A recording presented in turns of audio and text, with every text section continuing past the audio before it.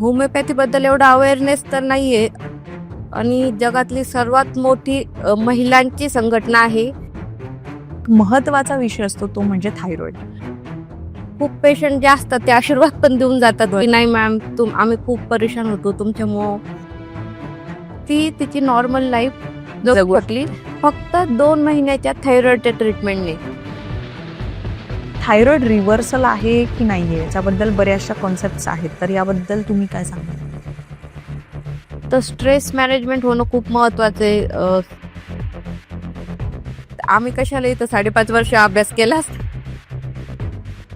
आपण आजारी पडल्यावर तर जाणारच असतो. The prevention is better than cure. हो, बिस्किट खातो. बिस्किटात मैदाच नाही, आम्ही पतंजलीचे खातो.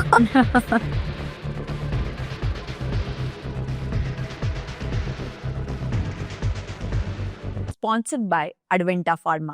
आजच्या या पॉडकास्टमध्ये मी विदुला तुम्हा सर्वांचं मनापासून स्वागत करते.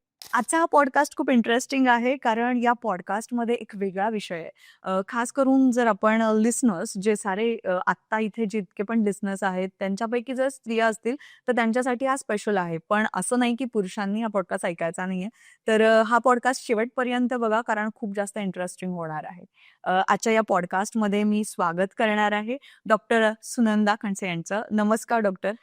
खऱ्या अर्थाने जितकं तुमचं कौतुक करावं तितकं कमी असं म्हणायला हरकत नाही. कारण आम्हाला सगळ्यांनाच माहिती आहे पैठण शहरामध्ये सद्गुरू कृपा नावाने आपलं हॉस्पिटल आहे. आपण असंख्य रुग्णांची सेवा करत आहात. त्याचबरोबर आता नव्याने राष्ट्रीय पुरस्कार खऱ्या अर्थाने आपल्याला सन्मानित करण्यात आलंय. तर त्याबद्दल मला जाणून घ्यायला आवडेल. आणि अजून एक महत्वाची गोष्ट म्हणजे असे बरेचसे रुग्ण आहेत ज्यांना मी असं म्हणेल की हजारो रुग्णांना तुम्ही सेवा प्रदान करत आहात. आणि लंडनमध्ये नुकतीच एक कॉन्फरन्स पार पडणार आहे. तर तिकडे सुद्धा तुम्ही जाणार आहात. त्याहीबद्दल मला जाणून घ्यायला आवडेल कारण लिसनर्स तुम्हाला ऐकत आहे.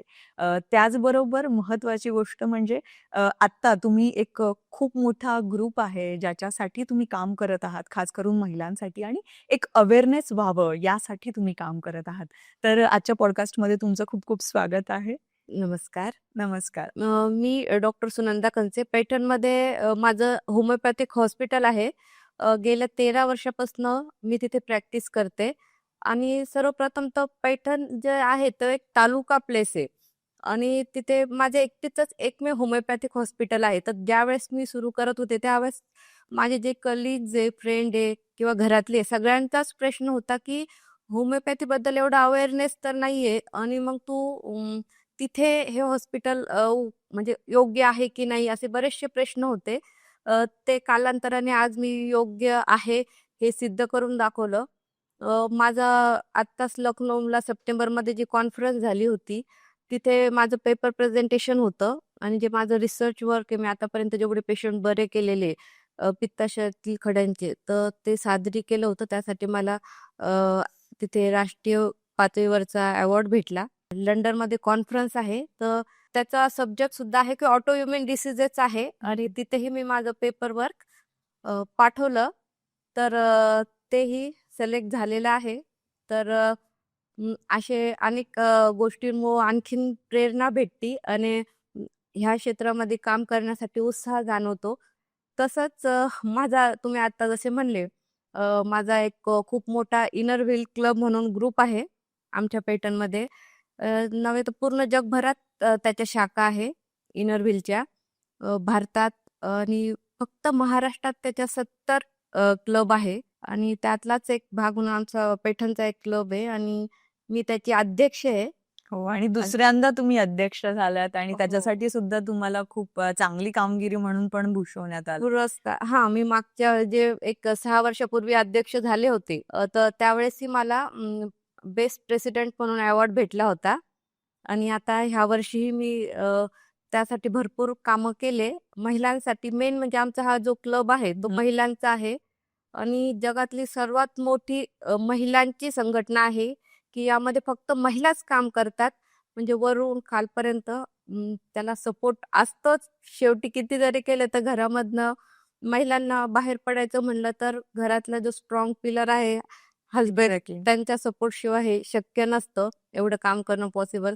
तर त्यांच्या सपोर्टनेच एवढं आहे. माझे हसबंड डॉक्टर दिगंबर खनसे हे नेहमीच मला सपोर्ट करत आलेले आहे. जसं मी अगोदर बोलले की मी माझं ज्यावेळेस सुरू करायची प्रॅक्टिस ठरवलं होतं, त्यावेळेस सगळ्यांनी मला अपोज केला होता की नाही, ग्रामीण भागात असं पॉसिबल नाही, तालुका प्लेस आहे पैठण, तर नको करू वगैरे असं नाही का. तर त्यासाठी माझे मिस्टर जे आहे डॉक्टर दिगंबर खनसे त्यांनी मला सपोर्ट केला आणि मेन म्हणजे पेशंट सुद्धा त्यांनीच पाठवले स्टार्टिंगला की माझी प्रॅक्टिस जोम बसू, म्हणजे जे काय क्रॉनिक पेशंट असतात, परेशान झालेले असतात, फार ट्रीटमेंट करून, आणि माझा कॉन्फिडन्स त्याच्यातनंच वाढत गेला किंवा त्यांचेच पेशंट ते मला देत होते की नाही, तू यांना दे होमिओपॅथी, नाही त्यांनी जरी पेड नाही केलं तरी तुझा कॉन्फिडन्स तर वाढेल.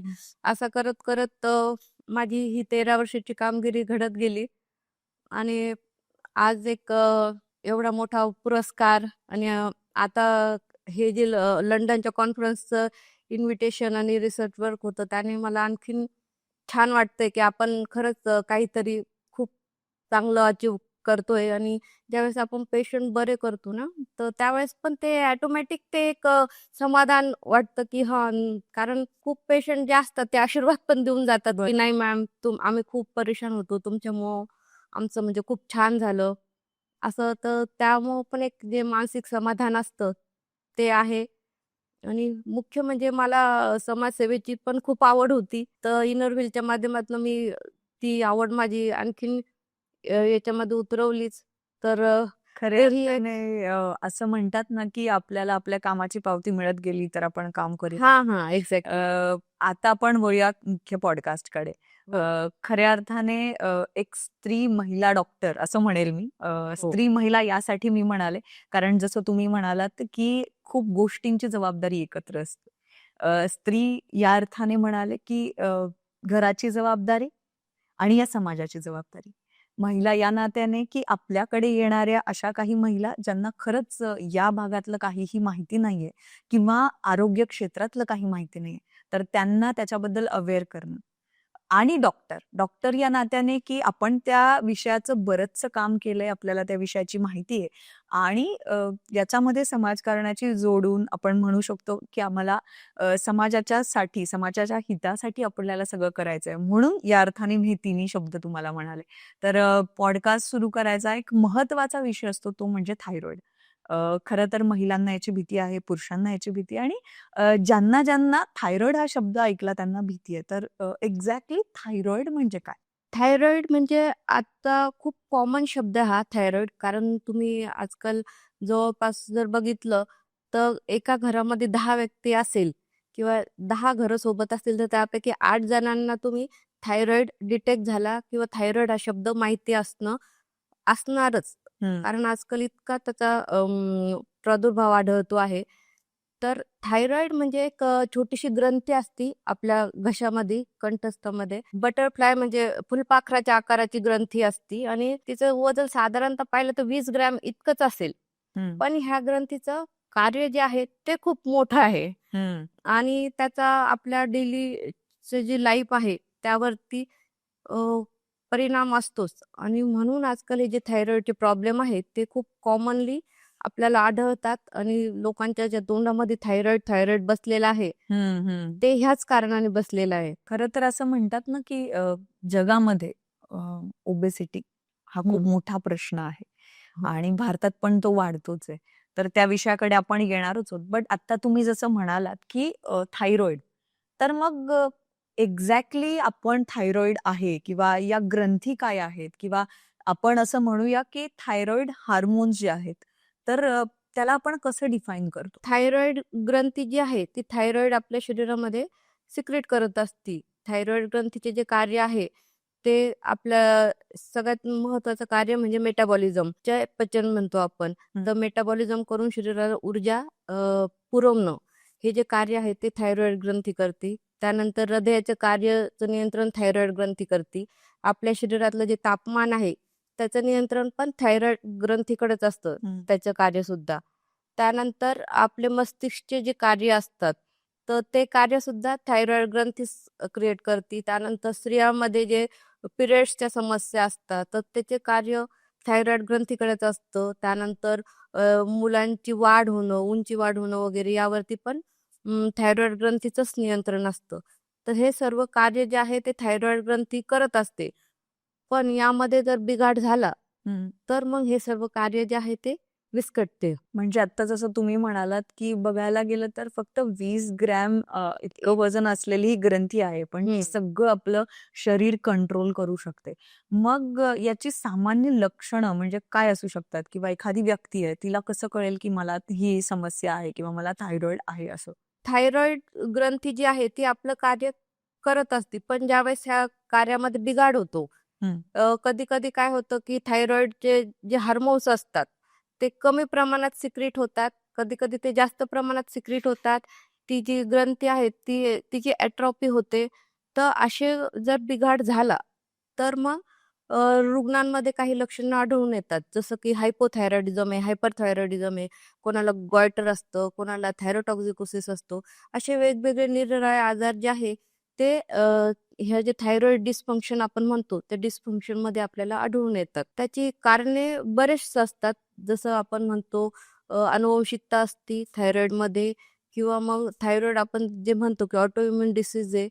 दुसरं कारण म्हणजे स्ट्रेस, ताणतणाव हं. जो आजच्या डेली लाईफमध्ये आहे. त्यानंतर आहारसुद्धा थायरॉइडमध्ये खूप मोठा फॅक्टर आहे. हं. जो आजचा जो आहार आहे फास्ट फूड किंवा आजच्या जनरेशनचा जो आहार आहे, तोही खूप त्यावरती परिणाम करतो.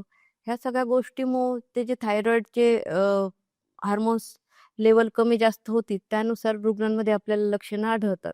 मग कुठल्या प्रकारची सामान्यतः ही लक्षणं असतात जी आपण बघू शकतो, की ही लक्षणं थायरॉइडचीच असं तुम्हाला कळतं? बेसिकली थायरॉइडिझम म्हणजे हायपोथायरॉइडिझम जे असतं. हायपोथायरॉइडिझममध्ये काय होतं, पेशंटचं वजन वाढायला लागतं. त्यानंतर केस गळणं, पेशंटच्या वाढीवरती परिणाम होतो. त्यानंतर गर्भधारणेला सुद्धा यामुळं प्रॉब्लेम्स येतात. हं. तर असे जे लक्षण असतात, तर ह्या पेशंटला जे आहे थंडी सहन होत नाही. ओके. त्यानंतर त्वचासुद्धा ड्राय, रुक्ष पडायला लागते. तर हे सगळे लक्षणं आढळल्यास ज्यावेळेस रुग्ण येतात आणि अशी कंप्लेंट करतात, त्यावेळेस आम्हाला एक डाऊट येतो, की आपण याची थायरॉईड टेस्ट करून घेतली पाहिजे. आणि त्यामध्ये हे डिटेक्ट होतं. आणि दुसरा एक आहे, की हायपरथायरॉइडिझम. यामध्ये काय होतं, की थायरॉईड ग्लँड अति प्रमाणात थायरॉईड हार्मोन आपल्या शरीरामध्ये सिक्रेट करतो आणि त्याचं प्रमाण जास्त वाढल्यामुळं काय होतं, की पेशंटचं वजन कमी होणं, हं. पेशंटला थकवा जाणवणं, धडधड होणं, दम लागणं, हाताला मुंग्या येणं, ट्रेम्बलिंग्स व्हायला लागती ओके. आणि पाळीमध्ये सुद्धा अनियमितता येते. ह्या अशा गोष्टी आढळल्यास आपण थायरॉईडची तपासणी करायला सांगतो. खरं तर आत्ता तुम्ही म्हणालात, की थायरॉइड हार्मोन्सचे पण प्रकार असतात. हो. तर साधारण किती प्रकार असतात? 3 प्रकारचे असतात थायरॉईड हार्मोन. एक T3, हं. T4 आणि कॅल्सिट्रोसिन. तर कॅल्सिट्रोसिन जे असतं ते आपल्या शरीरातलं कॅल्शियम जे असतं ते बॅलन्स करण्याचं काम करत असतं आणि ह्या सर्व हार्मोन्सची जी एक नॉर्मल लेव्हल असते, त्यानुसार आपण पेशंटला कोणता आजार आहे ते आपण अ, निश्चित करत असतो. ओके. म्हणजे जर या तिन्ही हार्मोन्स म्हणजे तिन्ही प्रकारांमध्ये काही बिघाड झाला, हो, तर मग आजारांचं प्रमाण बळावणार. हे असं कन्सेप्ट आहे. हो. हां. तर मग याची काळजी आपल्याला घेणं जास्त इम्पॉर्टंट आहे. बरोबर. तर साधारणतः काय लक्षणं असतात थायरॉइडची आम्हाला जाणून घ्यायला आवडेल? हो, निश्चितच. कारण मी जे पाहते ओ-पी-डीत बसल्यानंतर हॉस्पिटलमध्ये जे पेशंट येतात ना माझ्याकडं, की थायरॉइड हा शब्द तर खूप कॉमन आहे. पण थायरॉइडची लक्षणं जी आहे ना, ती पेशंटला अजिबात माहिती नसतात. जर बेसिकली थायरॉइड झाला किंवा तुम्हाला थायरॉइडचा डाऊट वाटतोय, असं जर आपण पेशंटला बोललो, की लगेच पेशंट असा गळ्याकडे हात लावून, "नाही पण मॅडम माझं काहीच दुखत नाही इथे. अजिबात काहीच नाही होत मला." आणि आपण जर म्हणलं, की नाही तुम्हाला म्हणजे थायरॉइड झाला तर तुमचा घसाच दुखत असेल असं काही नाहीये. हं. हे जे तुम्ही लक्षणं सांगताय हे थोडेसे थायरॉइडकडे वळताय. आता जसं तुम्ही सांगितलत, की 2 प्रकारचे थायरॉइड असतात आणि जे लिस्नर्स आहेत, तर बऱ्यापैकी एक सामान्य लोकांमध्ये ना असं असतं, की वजन वाढणारा थायरॉइड आणि वजन कमी होणारा हां. Thyroid, right? तर याचे काही परिणाम, दुष्परिणाम प्रत्येक जसे 2 प्रकार आहेत तसे आहेत. हं. पण मग अशा सामान्यतः कुठल्या चाचण्या आहेत, ज्या चाचण्या आपण करायला हव्यात, असं त्याच्यासाठी तुम्ही करतात किंवा त्याच्यामुळे आपल्याला डिटेक्ट होतात? थायरॉइडसाठी ना बेसिकली सर्वप्रथम तर बेसिक तपासणी आपण रक्तातनं करतो. थायरॉइड फंक्शन टेस्ट म्हणून असती.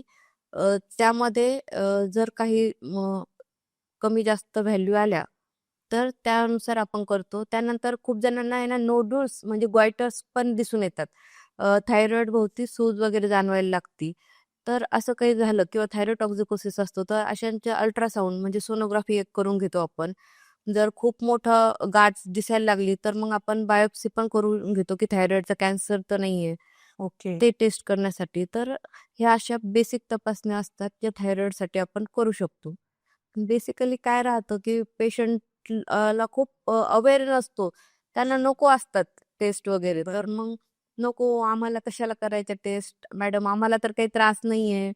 थकवा मी ते काम केलं त्याच्यामुळे थकवा आला होता मला. हं. मला दम लागतो, तर अशक्तपणाने लागत असेल, अशा गोष्टींवरती ढकलून पेशंटला वाटतं, की नको अननेसेसरी तपासण्या. तुम्हाला मी माझा एक एक्सपिरियन्स शेअर करते. एक मुलगी होती अगदी 16-17 वर्षाची मुलगी. ती माझ्याकडं दाखवायला आली. बेसिकली तिला कोड होतं विटिलिगोसाठी हं. दाखवायला आली आणि मग तिला बघितल्या क्षणी माझ्या लक्षात आलं, की हिला थायरॉइडचा काहीतरी प्रॉब्लेम असेल. तिचे डोळे असे मग थोडेसे बाहेर आलेले प्रोट्रूड होत आहे. त्यानंतर तिच्या बाकीच्या पण गोष्टी ती सांगत होती. तर मी तिच्या पॅरेंट्सला बोलले, की हिची आपण थायरॉइड तपासणी करू. तर ते पॅरेंट्स बोलले, की "मॅडम आम्ही तुमच्यासाठी वेगळ्यासाठी आलो आणि तुम्ही काय मध्येच तिला थायरॉइड काढताय हं. किंवा मग आम्हाला आमच्या घरात कोणालाच नाहीये. परत तिच्या तर गळ्यात काही दुखत नाही आणि तुम्ही कसं म्हणतात?" तर मी एवढं कन्व्हिन्स केलं त्यांना, की तुम्ही तिची टेस्ट करून घ्या. ठीक आहे, माझं चुकतही असेल, पण मग माझं जरी चुकलं ना, तर टेस्ट नॉर्मल येईल. हं. शंका निघून जाईल ना. हं. पण तुम्ही एकदा टेस्ट करा आणि तिची टेस्ट केली तिचं TSH 150 आलेलं. बापरे! म्हणजे इतकं सरप्रायझिंग होतं आणि ते पॅरेंट्स म्हणताय, की "नाही तिची ठेवणच तशी डोळ्यांची, तिची लहानपणापासून बाहेर आलेले आहे." हं, हं. मी म्हणजे एकदम इतके सरप्रायझिंग झाले, की कसं काय तुम्ही हं. इतकं इग्नोर करू शकतात ना हं. तिचे हेल्थ तिच्या मेन्सेस येत नाही टाईमावरती. हं. तरीही पेशंट म्हणजे खूप अगदी इतका अवेअरनेस नाहीच आहे पेशंटमध्ये. मग नंतर आम्ही त्याला ट्रीटमेंट चालू केली. तिची ट्रीटमेंट स्टार्ट झाल्यानंतर तिच्या महिन्याभरामध्येच थायरॉइड नॉर्मल आलं. तिचे डोळे आतमध्ये गेले. मी हं. त्यांना म्हणले, "हिचे लहानपणापासून बाहेर होते ना, आता कसे आत गेले?" बरोबर. मग त्यावेळेस ते पेशंट म्हणायला लागले, की "मॅडम तुमचे खूप उपकार झाले." म्हणे, "खरंच आमच्या लक्षात हं, हं. नव्हतं आलं. ते काय येतं, आम्ही शेतकरी आहे.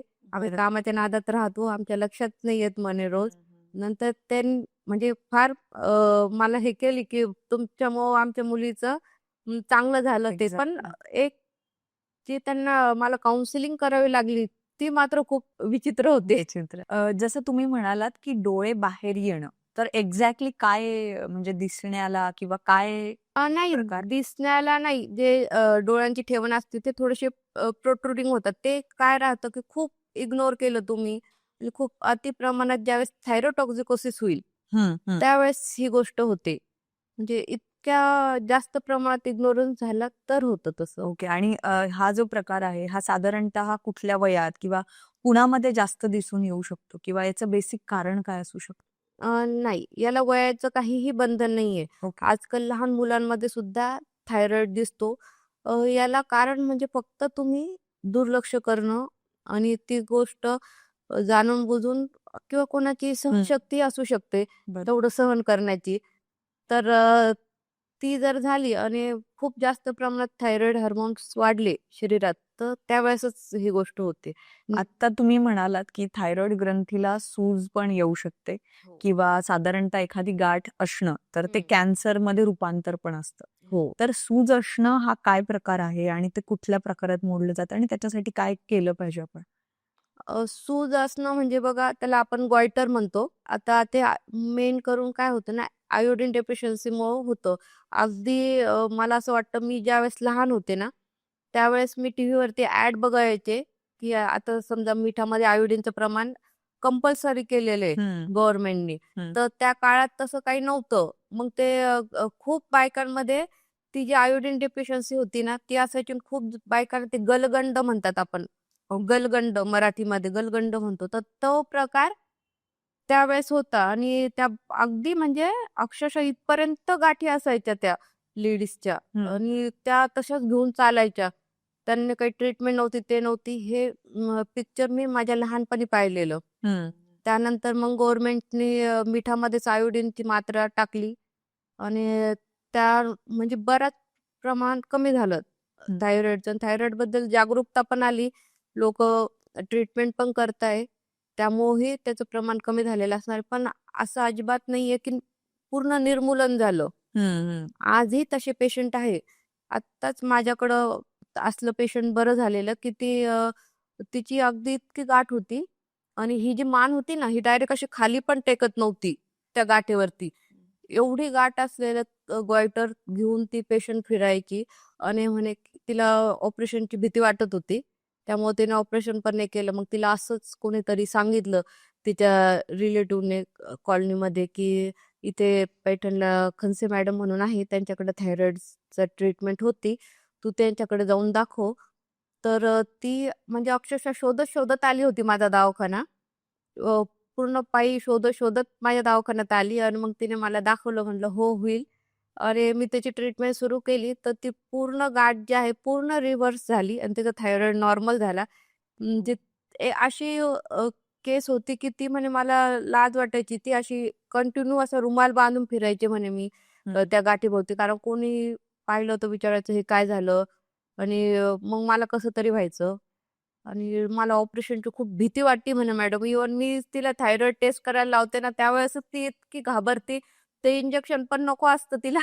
बरोबर. तर मी ऑपरेशन कधी करावं म्हणे मॅडम. मी ऑपरेशन जर केले तर मी तिच्यातच चालले जाईल. त्याच्यापेक्षा मग बरं आहे असं म्हणून मी हे तसंच कंटिन्यू करत होते म्हणे. मी तसंच सांभाळून ठेवलं ते. आणि मग ज्यावेळेस मला कळलं तुमचा ॲड्रेस, तर मग मी तुमच्याकडं आले. तिची ट्रीटमेंट केली आपण. तिचं पूर्ण ग्रंथी नॉर्मल झाली. पण अशा केसेसमध्ये कधी-कधी कॅन्सर होण्याची संभावना असते. हं. तर मग अशा वेळेस आपल्याला जर काही डाऊट वाटला, तर मग आपण बायोप्सी करतो. ओके.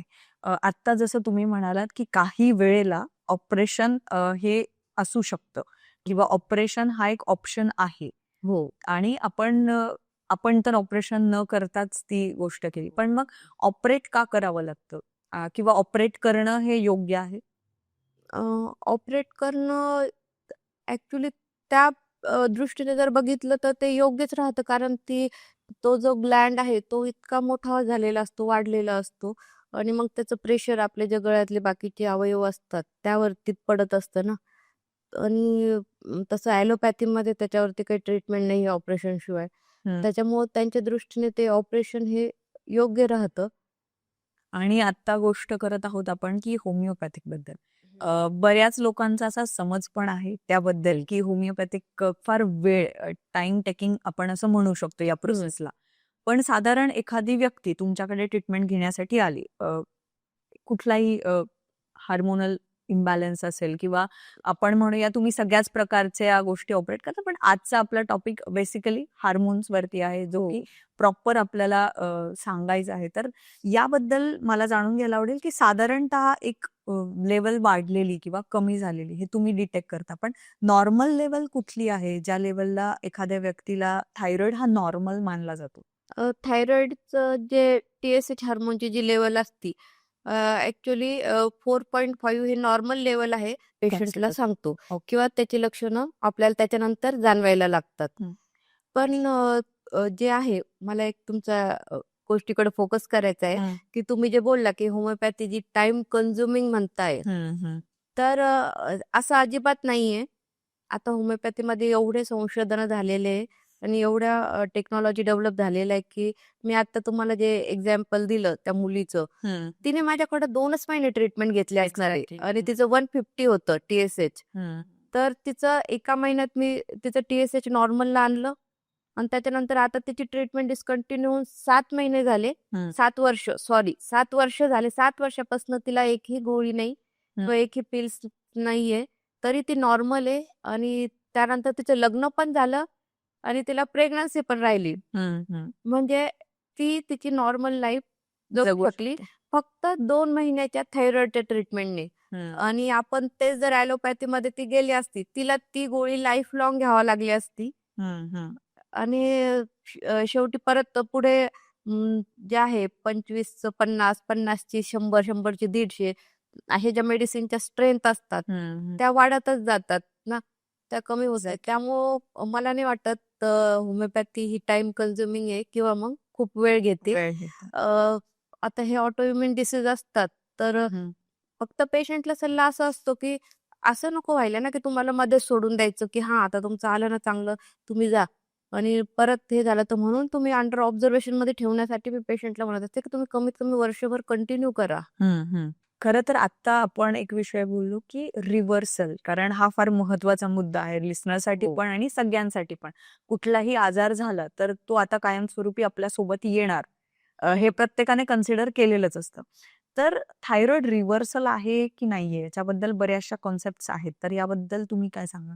100% रिव्हर्सिबल आहे. मी स्वतः खूप पेशंट जे आहेत ते बरे केलेले आहे आणि असं म्हणून नाही सांगत की ते नुसतेच बरे केलेले. आता त्यांचे ट्रीटमेंट बंद होऊन सुद्धा अगदी 5-5, 6-6, 7-7 वर्ष झाले तरीही त्यांना थायरॉइडचा काही प्रॉब्लेम नाहीये.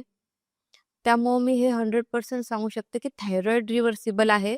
फक्त काय असतं ना की तुम्ही थायरॉइडमध्ये होमिओपॅथिक औषधं, त्यासोबत तुम्हाला तुमची डाएट आणि एक्सरसाइज, तुमची जी लाईफस्टाईल आहे ती पण तुम्हाला हेल्दी बनवावीच लागते ना. बरोबर. कारण रिव्हर्सिबल आहे, हे आहे, पण रिव्हर्स झाल्यानंतर तुम्हाला भविष्यात होणार नाही असं काही नाही होऊ शकत. माझा एक फेमस डायलॉग आहे, मी प्रत्येक पेशंटला बोलत असते की मी तुम्हाला अमर नाही करणार आहे. बरोबर. मी इथे तुमची ट्रीटमेंट करायला बसलेले आहे, तुम्हाला अमर करायला बसलेले नाहीये.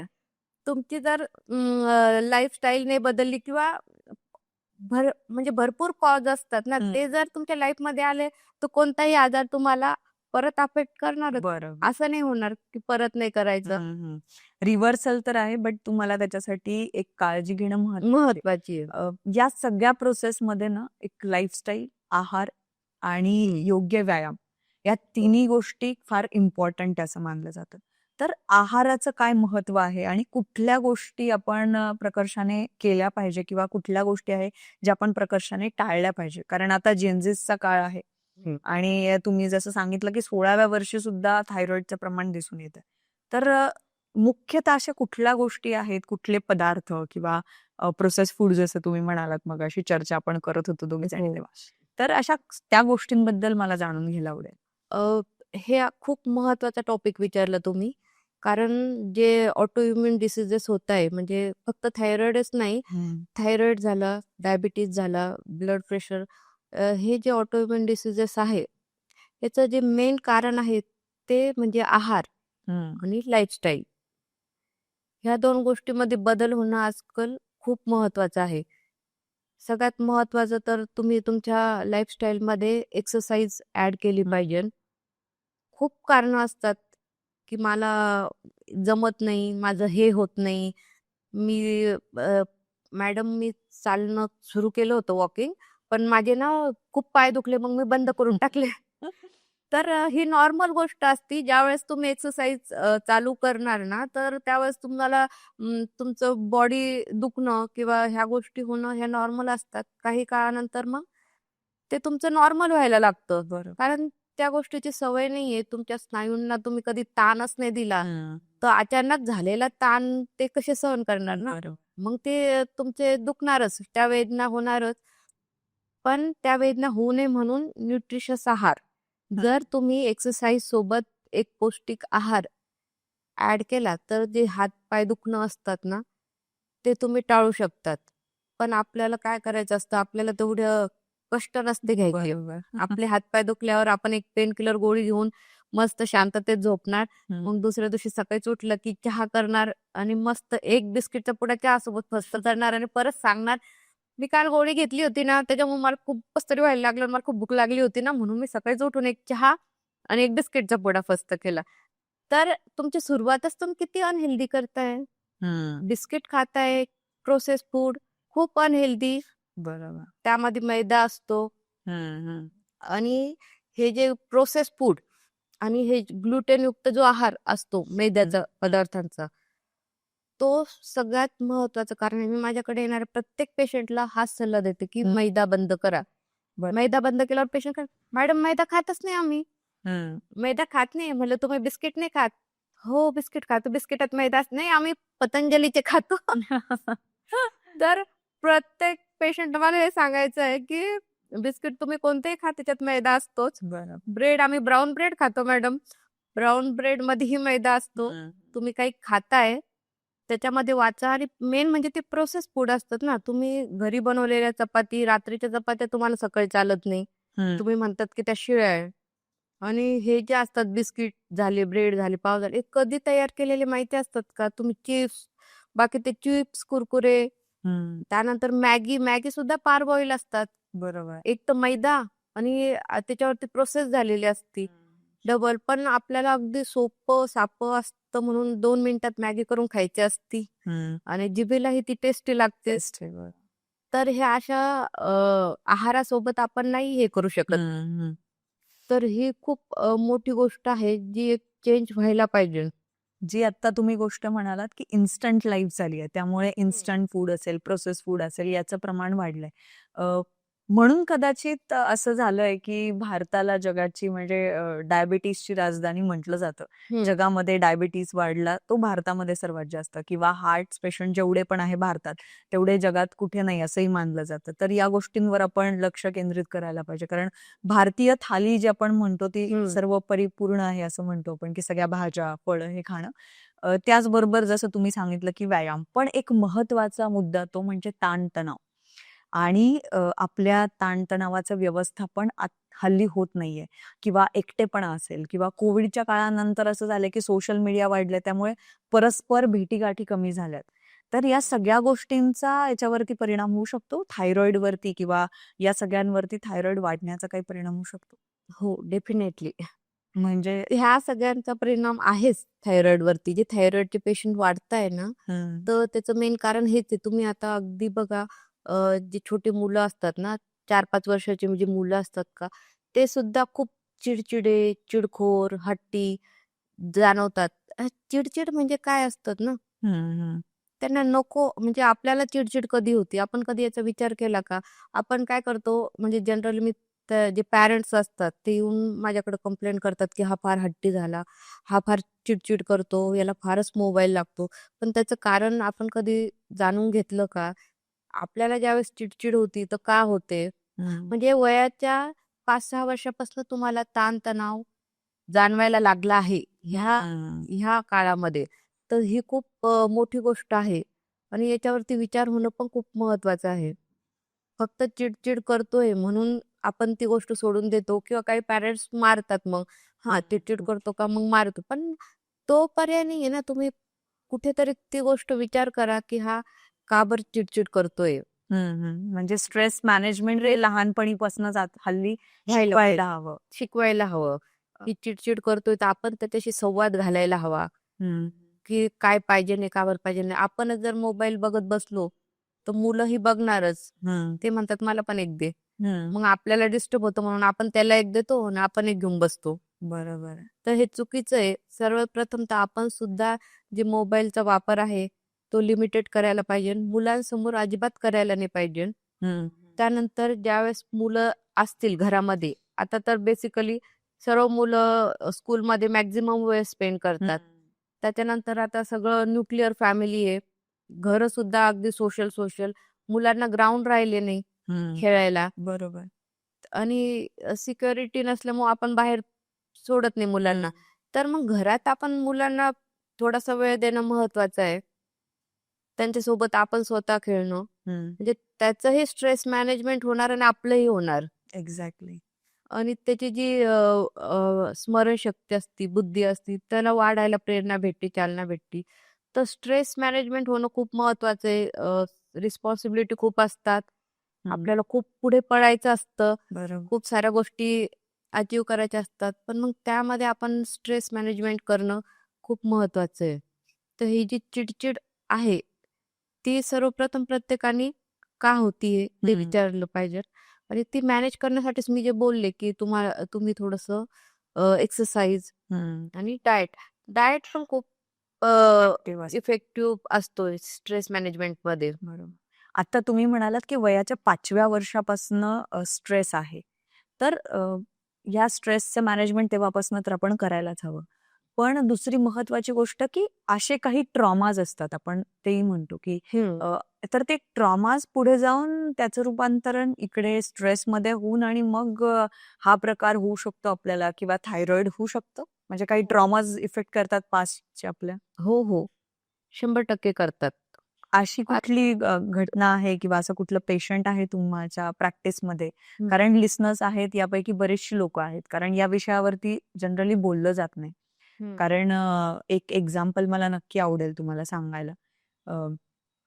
एक मुलगी होती आणि तिच्या लहानपणी काहीतरी गोष्टी घडलेल्या तिच्या संदर्भात, तिच्या भावाकडनं किंवा चुलत भावाकडनं, अशा बऱ्याचशा गोष्टी. तर तिचा ट्रॉमा तो कॅरी झाला आणि मग त्याच्यानंतर त्याचं रूपांतर स्ट्रेस आणि या गोष्टींमध्ये, आणि मग डिटेक्ट केल्यानंतर लक्षात आलं की तिला खूप जास्त थायरॉइड आहे आणि मग त्या डॉक्टर कोर गोष्टींमध्ये विचारात गेले तर कळलं की हा ट्रॉमा इफेक्ट करतो. तर अशा गोष्टी होऊ शकतात. हो, 100% होऊ शकतात. अ, आता तुम्ही सांगितलं त्याप्रमाणे जे जनरेशन आहे, हं. त्यांच्यामध्ये आजकाल मुलांमध्ये लव्ह डिसअपॉइंटमेंट, हो. त्यानंतर पॅरेंट्स अटेन्शन सिंकिंग, पॅरेंट्स मला इग्नोर करताय, लक्ष देत नाहीये. नंतर हल्ली प्रेमात पडतात, कोणी सिरियस असतं, कोणी नसतं. मग तो प्रेमभंग सुद्धा मुलांना सहन होत नाही. बापरे! कारण आपण लहानपणापासून त्यांना इतकं पॅम्पर्ड केलेलं असतं, प्रत्येक गोष्ट दिलेली असती आणि मग आताच जी गोष्ट आवडीची आहे, ती भेटत नाही म्हणल्यानंतर मग ते डिसअपॉइंटमेंट सहन न होणं, हं. त्याने मग ते डिप्रेशनमध्ये जाणं, तर त्याने थायरॉइड आपल्याला थायरॉइडकडं तो भाग पण घेऊन जाऊ शकतो आणि स्पेशली आमच्या होमिओपॅथीमध्ये हे जे मेंटल कंडिशन आहे, जे मेंटल ट्रोमा असतात, हे फॅक्टर खूप इम्पॉर्टन्स असतात. हं. तुमचा जो काय डिसीज असेल तो क्युअर करण्यासाठी.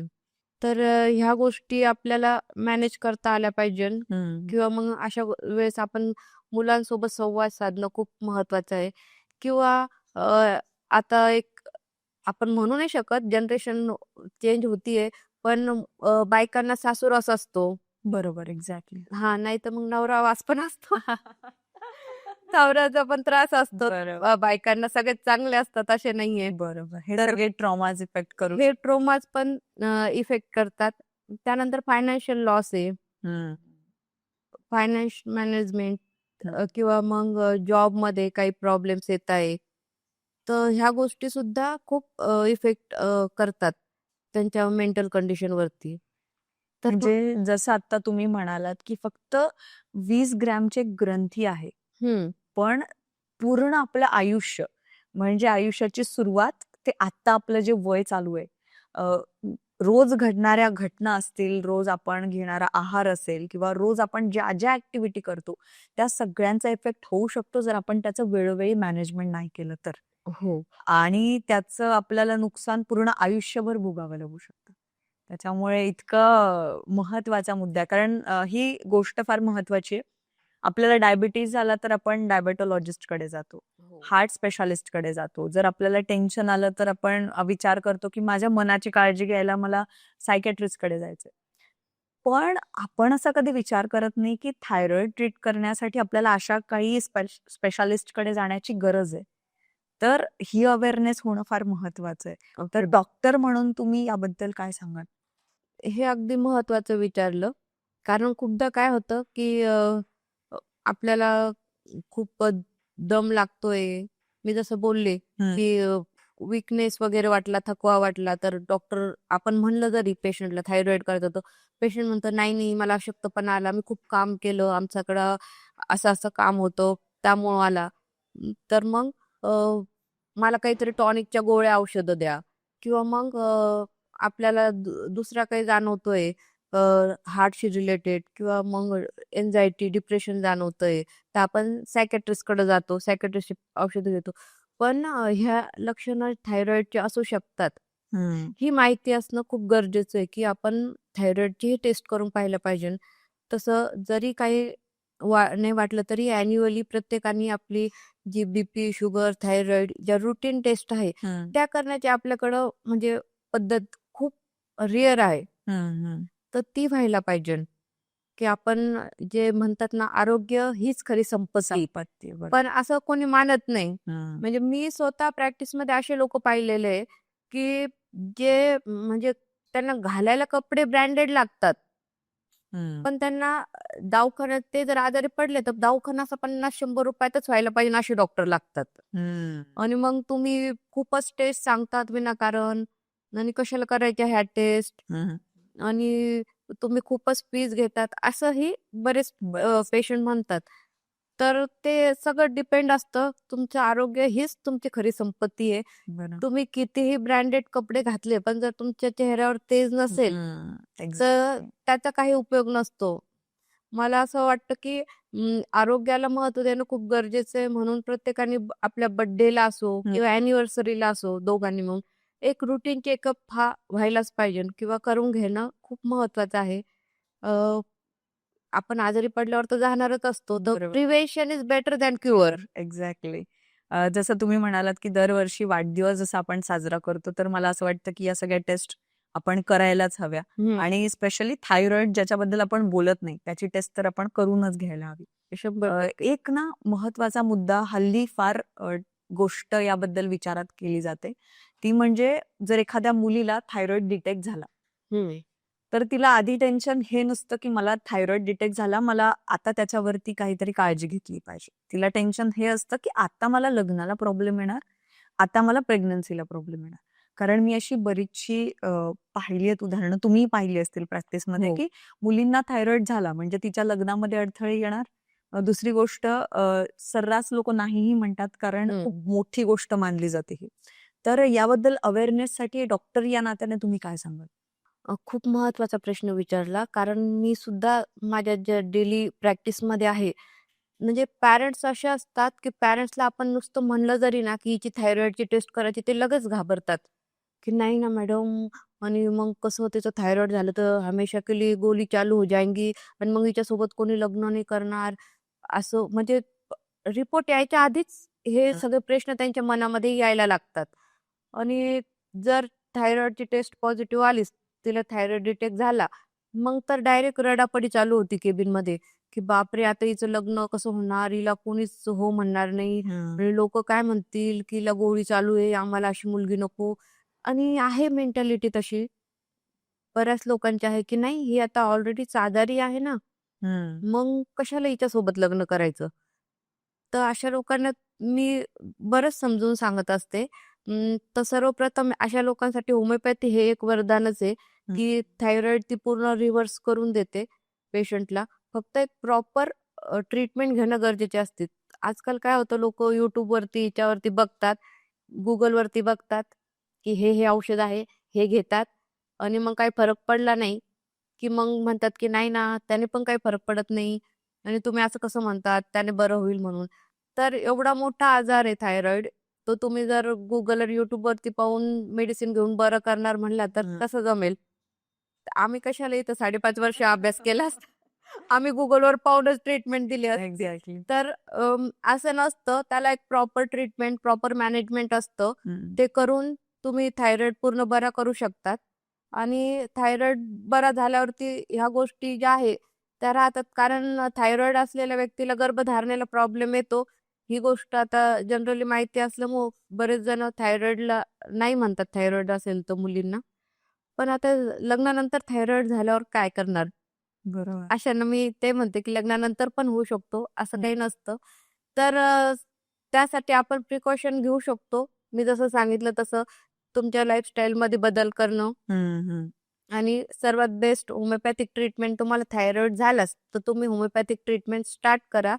तुमचं थायरॉइड 101% रिव्हर्स येऊन जाईल आणि तुम्हाला आयुष्यभर मेडिसिन घेण्याची गरज पडणार नाही. एक्झॅक्टली. आणि आता तुम्ही बोलता बोलता चर्चेच्या दरम्यान एक गोष्ट पण सांगितली, की तुमची एक पेशंट जिला थायरॉइड होता आणि 7 हो, वर्ष झाली, आता ती म्हणजे तिला बेबी पण बेबी पण आहे. बेबी पण कन्सीव्ह केलं. हो. सो इतकं जितकी मोठी गोष्ट आहे तितकी ती आपल्या कंट्रोलमध्ये पण येऊ शकते येऊ तर शकते. आपण योग्य त्याच्यावरती उपाययोजना केल्या.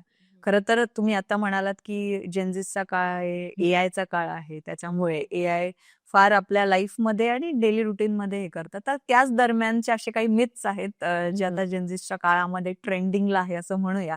हो. आणि एक छोटासा रॅपिड फायर करूया आपण. चालेल तुम्हाला केलं तर? हो, हो. चालेल, येस. चालेल. सो असे काही प्रश्न आहेत जे मी आता तुम्हाला विचारणार आहे आणि त्याचं उत्तर तुम्हाला अगदी रॅपिड फायर म्हणजे पटकन द्यायचं आहे. कारण जेनझीचा काळ आहे. जेनझी सगळ्या गोष्टी एकदम फास्ट, फास्ट करतात. तसंच आपलं काही असणार आहे रॅपिड फायर. ओके. तर एक पहिला प्रश्न, की माझा घसा खूप दुखतोय, म्हणून मला थायरॉइड झालाय. हे खूप चुकीचं आहे. थायरॉईड आणि घसा दुखणं याच्याशी संबंध अजिबात नाहीये. थायरॉईडची जी लक्षणं आहे ती कंप्लीट वेगळी आहे. हां. आणि हे आहे, की माझ्या आईला थायरॉइड आहे. मग 100% मी काळजी घेतली, तरी पण मला थायरॉइड होणारच. हे पण अगदी चुकीचं आहे. थायरॉईडमध्ये आनुवंशिकता असते, पण पॅरेंट्सला आहे म्हणजे मला होणारच हं. असं नाहीये. तुम्ही काळजी घेऊन ती प्रिव्हेंट करू शकतात. मी थायरॉइड आहे, तर मी आई होऊच शकत नाही. हे पण अगदी चुकीचं आहे. हं. थायरॉईड जरी असला तरी तुम्ही आई होऊ शकतात तुम्ही विथ ट्रीटमेंट. आणि एक प्रेग्नन्सी इंड्यूस थायरॉईड पण असतो. म्हणजे तुम्हाला थायरॉईड नाहीये, तुम्ही कंप्लीट हेल्दी आहात हं. आणि तुम्हाला प्रेग्नन्सी राहिली, तर प्रेग्नन्सी राहिल्यानंतरही तुम्हाला थायरॉईड जाणवतो, डिटेक्ट होतो. कारण त्या काळात काय असतं, की थायरॉईड हार्मोन्सची गरज जास्त असते. हं, हं. तर मग तुम्हाला थायरॉईड होतो आणि मग थायरॉईडची ट्रीटमेंट स्टार्ट करावी लागते. पण ज्यावेळेस डिलिव्हरी होती, तर तुमचा थायरॉईड डिलिव्हरी झाल्यानंतर बराही होतो. त्याची ट्रीटमेंट तुम्हाला पुढे करावी लागत नाही. तर थायरॉईड आहे म्हणजे तुम्हाला गर्भधारणा होणार नाही हा समज कंप्लीटली काढून टाका. तुमची हेल्दी लाईफस्टाईल असेल, तर शक्यता कमी आहे थायरॉइड होण्याची. हो. काहीतरी बेनिफिट होणारच ना हेल्दी लाईफस्टाईल ठेवली तर. आपण होणारच नाही किंवा मी खूप हेल्दी आहे, मी हं. एक्सरसाइज करते, मी हेल्दी फूडच खाते, फास्ट फूड खात नाही. पण मग मी अमरता नाही होऊ शकत. जसं तुमचं ब्रीदवाक्य. माझं ब्रीदवाक्य आहे. हां. प्रत्येक पेशंटला सांगत असते, की आपल्या लाईफमध्ये बऱ्याचशा गोष्टी असतात, कळत-नकळत त्या कुठे आपल्याला इन्फ्लुअन्स करतात. म्हणजे आता जसं आपण बोलतोय, त्यानंतर बोलता-बोलता आपण कुठे काय मला हर्ट होईल किंवा कुठे काय तुम्हाला हर्ट होईल हे आपण नाही सांगू शकत. बरं. किंवा बऱ्याचशा गोष्टी असतात, तर त्या आपल्या आरोग्यावरती परिणाम करतात. त्यामुळं आहे ना माझ्याकडे असे पेशंट येतात ना, "मॅडम मला कसं काय थायरॉईड? मी रोज एक्सरसाइज करते, 2 घंटे एक्सरसाइज करते. माझं डाएट फूड असतं. मी फास्ट फूड खात नाही. मी फ्रूटच खाते. मी बाहेर जेवत नाही. मी मिनरल वॉटर शिवाय पीत नाही. मला कसं काय थायरॉईड?" एक्झॅक्टली. मगाशी मी तुम्हाला बोलले तसं, की मी हं. पण बऱ्याच वर्षांपासून हे सगळं फॉलो करतेय. तरी पण तुम्ही म्हणालात, की थोड्याफार प्रमाणात आहे, जास्त नाही, पण थोड्याफार प्रमाणात आहे, इतकी हो. काळजी घेऊन पण. तर तोच प्रश्न होता माझा पुढचा, की एवढं सगळं करून पण होणारच हे असं आहे का? ते म्हणजे आपला म्हणत नाही का आपण बॅड लक. जसं आपण प्रत्येक गोष्टीला म्हणतो, की हे 99% तर नाही होणार. हं. 100% शुअरिटीने आपण त्या 1% मध्ये येऊ शकतो आपण. 1% मध्ये येऊ शकतो. आपण आहे त्या. तर बरं. ते फक्त एवढं असतं, की तुम्हाला कुठेतरी त्या गोष्टीचा बेनिफिट होणार ना. तुम्ही हं. हेल्दी लाईफस्टाईल फॉलो करताय तर तुम्हाला तुमचा तो बरा होणार, तुमचा तो बॉर्डर लाईनवर असणार किंवा मग आणखीन काहीतरी कुठेतरी तो बरं. बेनिफिट देणार तुम्हाला. याचा पुढचा प्रश्न असा आहे, की डायबिटीज, थायरॉइड आणि आपल्याला हृदयविकार या तिन्हींचा खूप संबंध आहे एकमेकांशी? हो, जनरली आढळूनच येतो हा संबंध. कारण थायरॉईड झाला, तर थायरॉईडच्या मागे-मागे तुम्हाला बीपी येणार, तुम्हाला शुगर येणार, डायबिटीज येणार, ह्या गोष्टी येतात. तिन्ही कारण पण संबंध. ऑटोइम्यून डिसीज आहे हं. तिन्ही पण. ऑटोइम्यून डिसीज म्हणजे काय, की तुमची स्वतःची इम्युनिटी कमी होतीये. हं. मग ज्यावेळेस इम्युनिटी कमी होती, बरोबर. तिथे मग तुम्हाला एकानंतर एक अटॅक करणारे व्यक्ती तुम्हाला सापडणारच. तर मी आणि या रॅपिड फायरचा लास्टचा हा प्रश्न आहे, की आपण रिव्हर्सल करू शकतो थायरॉइडला? हो, 101% थायरॉईड रिव्हर्सिबल आहे. हं. तुम्ही थायरॉईडसाठी होमिओपॅथिक मेडिसिन घ्या. त्यासोबतच योगा, डाएट, एक्सरसाइज फॉलो करा. तुमचा 100% थायरॉईड बरा होणार आणि त्यासाठी तुम्हाला कोणतीही मेडिसिन लाईफ लाँग घ्यावं लागणार नाही. खरं तर ज्यांनी आता ऐकलंय पॉडकास्ट त्यांना थोडंसं छान वाटलं. की ओके, रिव्हर्सल आहे म्हटल्यावरती बऱ्याचशा गोष्टी आपल्या हातात आहेत. हो. अजून अशी कुठली गोष्ट आहे जी तुम्हाला खास करून तुमचे लिसनर्स आहेत किंवा मी असं म्हणेल की बरेचसे तुमचे रुग्ण आहेत जे तुम्हाला रोल मॉडेल मानतात हं. बऱ्याच वर्षांपासून. तर त्यांच्यासाठी तुम्ही काही स्पेशली संदेश द्याल की कशी आपण स्वतःची काळजी घ्यावी किंवा थायरॉइड पासून जरा दूर कसं राहावं? हो, नक्कीच देणार. सर्वप्रथम तर थायरॉईड आपल्या जवळ यावाच नाही यासाठी मी जे बोलले, की प्रोसेस्ड फूड असतं, हं. त्यापासून दूर राहायला हवं आणि सगळ्यात महत्त्वाची गोष्ट स्ट्रेस मॅनेजमेंट. ताण-तणाव आपल्याला लक्षात येतो ना, आपण काहीतरी तणावाखाली आहात, तर त्यावेळेस थोडं शांत राहा. स्वतःला विचारा, की आपण कशाचा ताण घेतोय आणि तो प्रॉब्लेम आपण कसा सॉल्व्ह करू शकतो. जर तुम्हाला त्याचं उत्तर नसेल भेटत, तर त्यासाठी तुम्ही डॉक्टरांचा सल्ला घेऊ शकतात. त्यासाठीही आपण औषधं देऊ शकतो. तुम्ही थायरॉइडला येण्यापेक्षा फर्स्ट स्टेपमध्ये पण येऊन थायरॉइडकडे जाण्यापेक्षा तिथेच तुमचं हे थांबवू शकतात. आणि दुसरी गोष्ट म्हणजे की थायरॉइड जर झाला तर त्यासाठी लगेच ट्रीटमेंट चालू करा. जशी मी आता लक्षणं सांगितलेली आहे. यापैकी काही लक्षणं तुम्हाला आढळल्यास तुम्ही स्वतः येऊन टेस्ट करू शकतात. इन्स्टेड ऑफ डॉक्टरला म्हणायचं की नाही, नाही आम्हाला टेस्ट करायची टेस्ट नाहीये. करायचं नाही बरं. सो न घाबरता या सगळ्या सामोरे गोष्टींना जाणं सामोरी जाणं हे फार महत्वाचं आहे. सर्वात महत्वाचं आहे. खरं तर पॉडकास्टच्या शेवटाकडे आपण आहोत. पण एक प्रश्न जो आवर्जून मला विचारावासा वाटेल. जगातली बरीचशी डॉक्टर्स आत्ता या काळामधली डॉक्टर्स तरी हा सल्ला नक्कीच देतात, की म्हणजे आपण जेव्हा मेडिकलचा आपल्याला कधी गरज पडते, तर मेडिटेशन हे फार हं. इम्पॉर्टंट फेज आहे आत्ताच्या काळामध्ये. मेडिटेशननी बऱ्याचशा गोष्टी कव्हर होतात. तर थायरॉइड पण अशी काही आहे कन्सेप्ट, की तुम्ही जर चांगलं मेडिटेशन केलत किंवा तुम्ही मेडिटेशनमध्ये असाल, तर बऱ्यापैकी तुम्हाला हेल्प होईल. शेवटी पण तुम्ही खूप महत्वाचा प्रश्न विचारला. हं, कारण मेडिटेशनबद्दल खूप मोठा गैरसमज हा आहे, की मेडिटेशन करा. खूप जण डिप्रेशन, एन्झायटीमध्ये असतात त्यावेळेस पण मेडिटेशन करा, असा सल्ला येतो. तर मेडिटेशन जे आहे ना, ते डिप्रेशनमध्ये किंवा एन्झायटीमध्ये केलं नाही पाहिजे. कारण हं, सगळ्यात महत्त्वाची गोष्ट अशी आहे, की ज्यावेळेस आपण मेडिटेशन करतो किंवा शांत बसतो, त्यावेळेस आपण विचार करतो आणि अशा वेळेस काय होतं, की आपण ज्या नको असलेल्या गोष्टी असतात, जसं मी तुम्हाला बोलले, की लव्ह डिसअपॉइंटमेंट असती का काही फायनान्शियल स्ट्रेस असती किंवा आणखीन मग तीच गोष्ट आपली सारखी-सारखी माइंडमध्ये येत राहते, की नाही हेच झालं आणि तो मेडिटेशनचा फायदा आपल्याला होत नाही.